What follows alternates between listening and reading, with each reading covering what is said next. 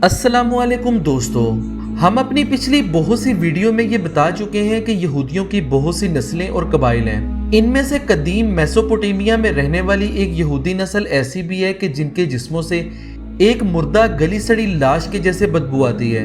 इनका रंग किसी मुर्दे की मानित पीला होता है, जबकि इनके तन पर मौजूद लिबास भी जल्द ही मैला और गर्दलूद हो जाता है। यहूदियों की ये नस्ल अपने जिस्मों पर महंगे और कीमती परफ्यूम्स लगाकर अपनी इस कमजोरी पर काबू तो पा लेती है, लेकिन कभी न कभी इनकी ये निशानियां आम लोगों पर जाहिर हो ही जाती हैं। यहूदियों की इस नस्ल के बारे में ये रवायात मिलती हैं कि ये एक अजाब याफ्ता कौम है जो आज से हजारों साल कबल इराक के एक शहर दाऊदान में आबाद थी। ये अपने दौर की एक मशहूर आबादी थी जो शहर वासिस से महज चंद कोस दूर फासले पर थी। ये कौम अपनी बदअमालियों और अपने ऊपर मबूस होने वाले पैगंबरों की नाफरमानी के जुर्म में एक अनोखे और इबरतनाक अजाब का शिकार हो गई थी। प्यारे दोस्तों, ये उस दौर का जिक्र है कि जब हजरत मूसा अलैहिस्सलाम इस दुनिया से पर्दा फरमा चुके थे और इनके तीसरे जानशीन यानी हजरत हस्कैल अलैहिस्सलाम कौम बनी इसराइल की हदायत के लिए मबूस किए गए। प्यारे दोस्तों, कुछ मुफस्सिरीन हजरत हस्कैल अलैहिस्सलाम को ही हजरत ज़ुल्किफ़ल करार देते हैं। इसकी वजह यह है कि आपने अपनी कफालत में लेकर 70 अंबिया इकराम को कत्ल से बचा लिया था, जिनके कत्ल पर यहूदी कौम आमादा हो चुकी थी। एक मर्तबा हजरत हस्कैल अलैहिस्सलाम अपनी कौम यानी यहूदियों को दावत जहाद देते हैं, लेकिन इन्होंने बुज़दिली का मुजाहिरा किया और जहाद में शिरकत से इनकार कर दिया। इसी वजह से अल्लाह ताला ने इस कौम पर ताउन की वबा को मुसल्लत कर दिया। शहर में ताउन की वबा फैल जाने से इन लोगों पर मौत का खौफ सवार हो गया और ये सब के सब लोग, जिनकी तादाद हजारों में थी, मौत के डर से शहर छोड़कर एक जंगल में भाग गए और फिर वहीं रहने लगे। अल्लाह ताला ने इन लोगों की ये हरकत शदीद नापसंद फरमाई, जिसके बाद अल्लाह ताला ने अजाब के एक फरिश्ते को इस जंगल में भेज दिया।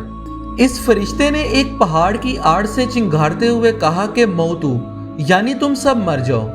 इस भयानक चीख को सुनते हुए ये तमाम लोग मर गए, वो भी बगैर किसी बीमारी के, जिनकी तादाद बाज उलमाए कराम 70,000 बताते हैं। इन मुर्दों की तादाद इस कदर ज्यादा थी कि लोग इनके कफनो दफन का कोई भी इंतजाम नहीं कर सके थे। इन मुर्दों की लाशें खुले मैदान में बेगौरो कफन पड़ी पड़ी सड़ने लगी और बेइंतहा ताफुन और बदबू के सबब इस जंगल के करीब से गुजरना भी मुहाल था।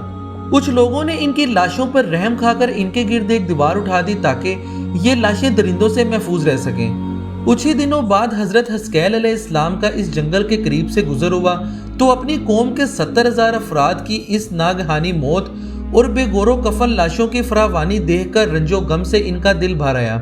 हजरत हस्कैल अलैहिस्सलाम अब दीदा हो गए और बारी ताला के दरबार में इंतहाई दुख भरे दिल से गिड़गिड़ा कर दुआ मांगने लगे कि ए अल्लाह, ये मेरी कौम के अफराद थे जो अपनी नादानी से ये गलती कर बैठे और मौत के डर से शहर छोड़ के जंगल में आ गए।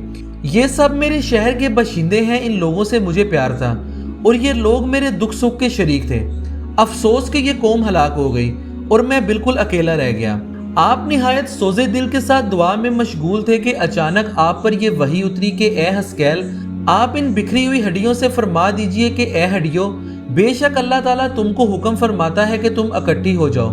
ये सुनकर बिखरी हुई तमाम हड्डियों में हरकत पैदा हुई और हर आदमी की हड्डियां जमा होकर हड्डियों के ढांचे बन गए। इसके बाद ये वही आती है कि ए हस्कैल, आप फरमा दीजिए कि ए हड्डियों, तुमको अल्लाह ताला ये हुक्म देता है कि तुम गोश्त पहन लो। ये कलाम सुनते ही हड्डियों के ढांचों पर फौरन गोश्त पोस्ट हो गया। इसके बाद तीसरी मर्तबा ये वही नाजिल हुई कि ए हस्कैल, आप ये कह दो कि ए मुर्दो, खुदा के हुक्म से तुम सब उठ खड़े हो। आपका ये फरमाना था कि ये तमाम 70,000 लाशें यकायक अल्लाह ताला की हम्द बयान करते हुए जिंदा हो गईं। इसके बाद ये सब लोग जंगल से निकलकर दोबारा अपने शहर में आकर आबाद हो गए और अपनी उम्रों की मुद्दत तक जिंदा रहे। लेकिन इनके अजाब की निशानी के तौर पर इनके जिस्मों पर एक तब्दीली आ चुकी थी। इनके आसार इनकी नस्लों में आज भी मौजूद हैं और वो तब्दीली ये थी कि इनकी जिल्द का रंग किसी मुर्दा इंसान की लाश की तरह और इनके जिस्मों से वैसी ही बदबू खारिज हो रही थी जैसे 10-15 दिन पुरानी लाश के जिस्म से पैदा होती है। और इसके अलावा ये कि ये जो लिबास भी पहनते, कुछ दिन बाद इनकी हालत मुर्दा कफन जैसी होने लगती थी। मिसाल के तौर पे मुर्दे का कफन कब्र की मिट्टी से मैला हो जाता है और कमजोर होकर तार तार होने लगता है। ये तीनों निशानियां इस कौम की जिंदगी में शामिल हो चुकी थी, हत्ता कि इनके आने वाली नस्लों में भी ये निशानियां पाई जाने लगी।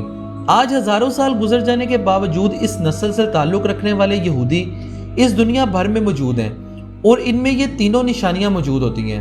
قرآن مجید کی سورہ بقرہ کی آیت نمبر 243 اس واقعے کی سب سے بڑی دلیل ہے۔